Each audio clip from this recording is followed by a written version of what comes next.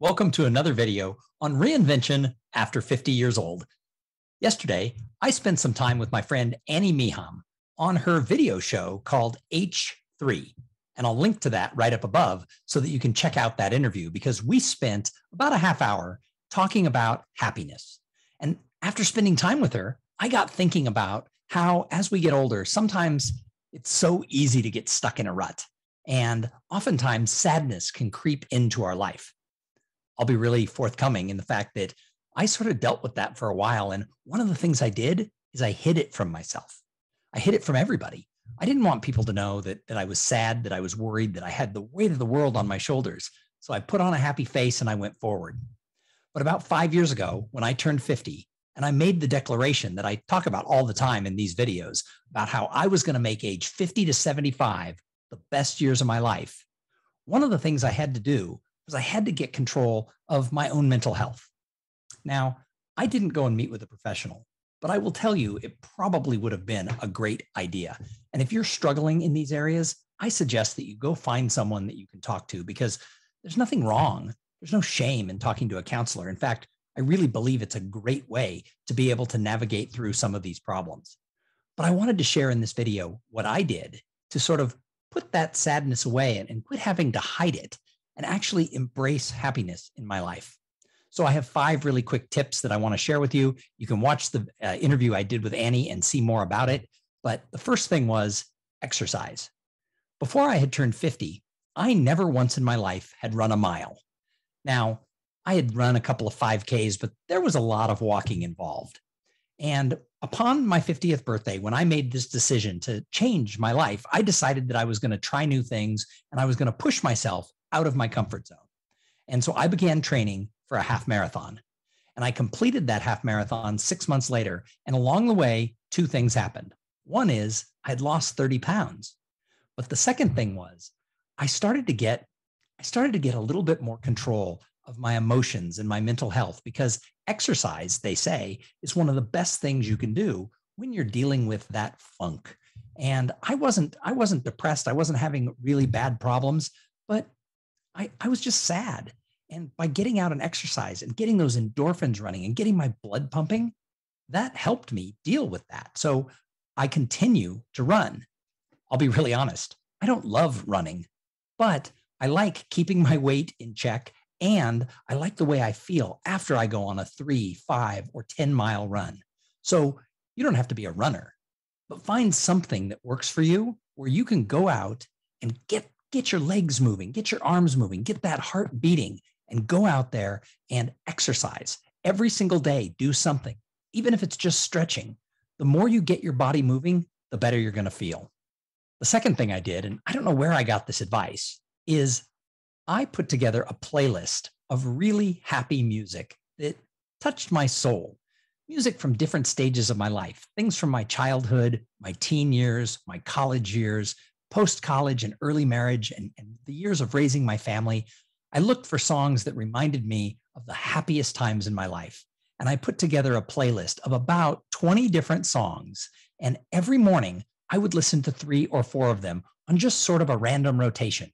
And you know what? That sort of set the mood for my day. I know it sounds kind of woo-woo or hokey, but if you can listen to upbeat music, it's going to help raise your mood. So start thinking about that. What are the songs that make you smile? What are the songs that remind you of the happiest times of your life?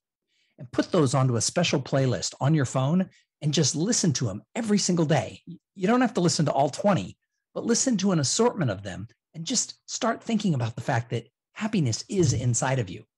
One of the things that Annie and I talked about in this interview was that there's happiness and there's joy.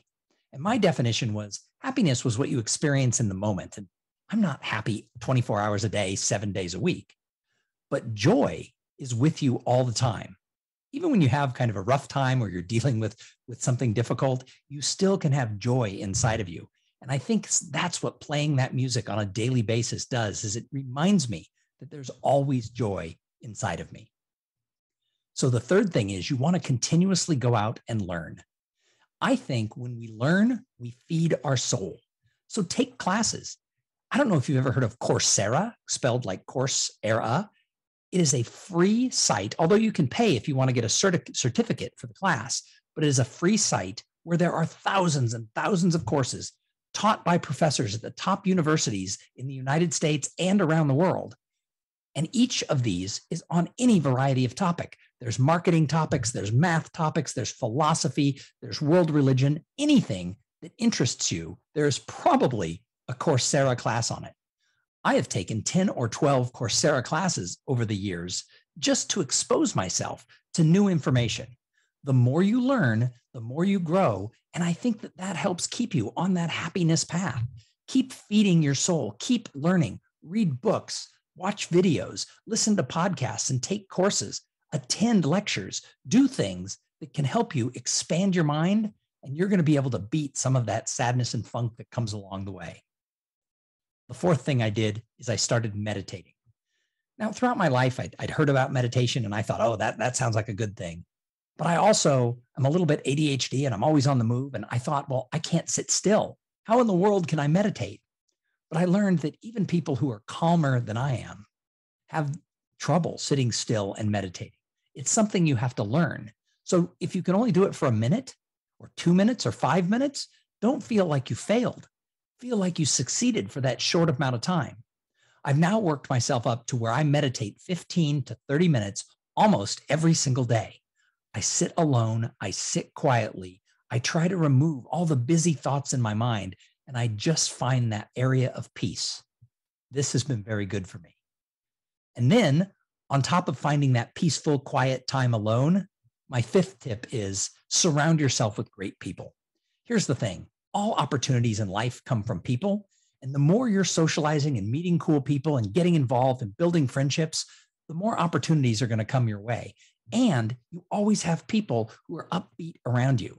Now, you probably have some people in your life who are gossips or they get down on people or whatever. I'm not saying fire those friends, but go out and seek people who are super positive and are fun to be around and who enjoy being around you. Now, it takes time. It takes a long time to make new friends. And at our age, when you're over 50, making friends is even harder than it was when we were younger.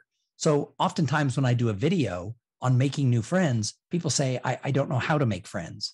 Well, I don't know if there's a single way to do it, but I do know that if you put yourself around people and you're interested in those people, some of those people you'll have that connection with and you will be able to foster that.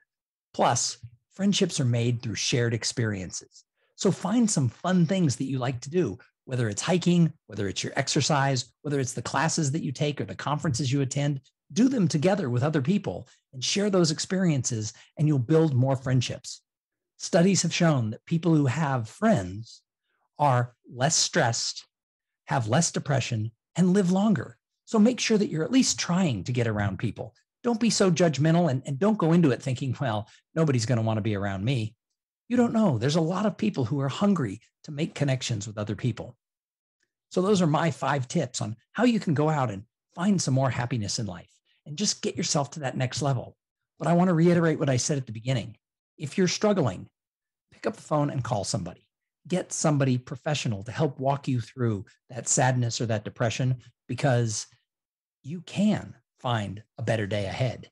I know because I did it and it took a lot of time. But over the last 5 years, I have turned my age 50 and beyond into the best years of my life. And I think anyone can do it. And it's not easy. And you do have to pay attention to it. And you do have to put a lot of thought into how you're doing it. But I do think that we can, as people, we can overcome almost all situations that come our way. So go out there and have a great day and find just a little piece of happiness or grab onto that joy that's hidden under the surface.